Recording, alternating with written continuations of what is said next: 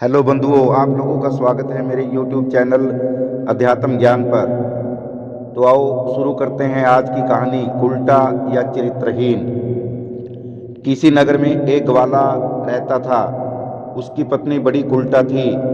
नगर के दंडनायक और उसके पुत्र के साथ उसके अवैध संबंध थे।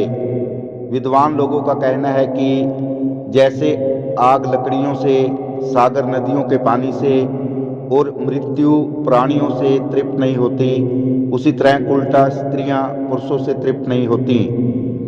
यह भी कहा गया है कि स्त्रियां दानवान, चाटुकारी, सेवा, शास्त्रोपदेश और शस्त्र आदि किसी से भी वश में नहीं होती।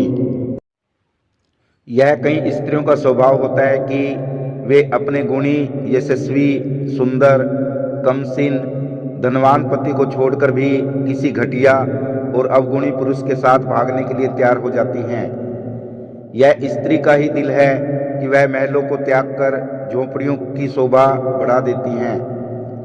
नारी तो सागर से भी अधिक गहरी, पहाड़ों से भी अधिक ऊंची बुद्धि की मालकिन मानी जाती है। उसका भेद पाना बड़ा कठिन है। यही हाल था उस ग्वालिन का। वह एक और दंडनायक को खुश कर रही थी तो दूसरी ओर उसके बेटे को।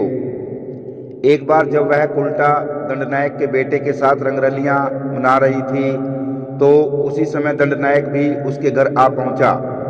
उसने झट से दंडनायक के बेटे को कमरे के एक कोने में छुपा दिया और स्वयं उसके पिता के साथ मौज मारने लगी। यह भी एक विचित्र संयोग ही था कि कुछ समय पश्चात उसका पति भी वहां आ गया। उस समय उल्टा ने दंडनायक को कमरे से बाहर निकलते हुए कहा कि आप अपना लठ बजाते हुए कमरे से बाहर चले जाएं। आपसे तो सब लोग डरते ही हैं।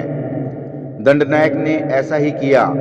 अपना लठ उठाकर वह कमरे से बाहर निकल गया। ग्वाले ने अंदर आकर अपनी पत्नी से पूछा, यह दंडनायक हमारे घर में क्या करने आया था?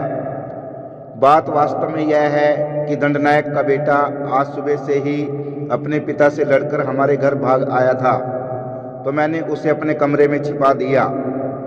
अब वह उसके पीछे पीछे आया, लेकिन उसे अपना बेटा तो मिला नहीं, बस क्रोध से लठ पटकता हुआ निकल गया। इतना कहते हुए ग्वालिन ने छिपे दंडनायक के बेटे को भी बाहर निकाल दिया। उस ग्वाले को अपनी पत्नी पर जरा भी संदेह नहीं हुआ। बुद्धिमानों ने ठीक ही कहा है कि पुरुष की अपेक्षा स्त्री का आहार दुगना होता है, उसकी बुद्धि 4 गुना होती है, कार्यपटुता 6 गुना होती है। इसलिए कहते हैं कि बहुत सोच समझकर हर काम करना चाहिए। देखा किस चतुराई से ग्वालिन ने अपने आप को बचा लिया। शिक्षा, इस कहानी से हमें वह प्रेरणा मिलती है कि कोई भी अच्छा बुरा कार्य करने से पूर्व ही उसके परिणाम और मार्ग में आने वाली बाधाओं से निपटने की युक्ति भी सोच लेनी चाहिए। धन्यवाद।